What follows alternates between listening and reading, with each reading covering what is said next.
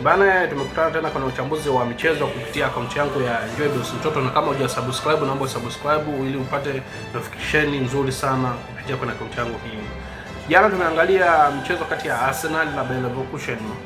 Mchezo ule kabla hujaanza walianza kutupiana madongo sana mtandaoni.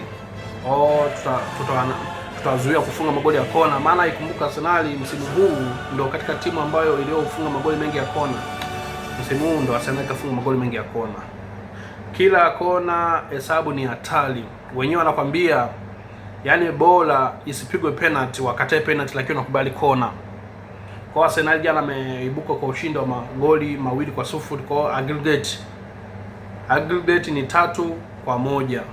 Kwa jana wameshinda magoli 2-0 na goli la kwanza limepitia kwa Eberechi Eze dakika 66 na dakika ya 63 kupitia kwa Leclerc, kiungo fundi huyo, bonge la kiungo. Arsenal wamepata kiungo mzuri sana Leclerc. Kwa Arsenal aggregate 3-1 wamepata ushindi mbele ya Bayer Leverkusen, na mchezo umefanyika Emirates kwenye uwanja wa Arsenal. Kwa Arsenal alikuwa wenyeji.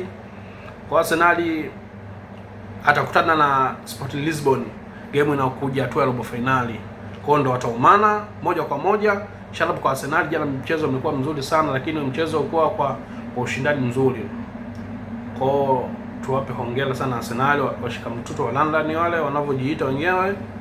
Kwa tukutane tena wakati mwingine, na ndugu mtazamaji, kama hujasubscribe katika channel yangu hii, naomba subscribe ili upate vitu vitamu kama hivi. Inshallah tupo pamoja sana. Shout out sana. Kwa Arsenal moja kwa moja na atakutana Sport Lisbon hatua ya robo finali. Asante sana na nashukuru sana. Big up, tukutane wakati mwingine tena.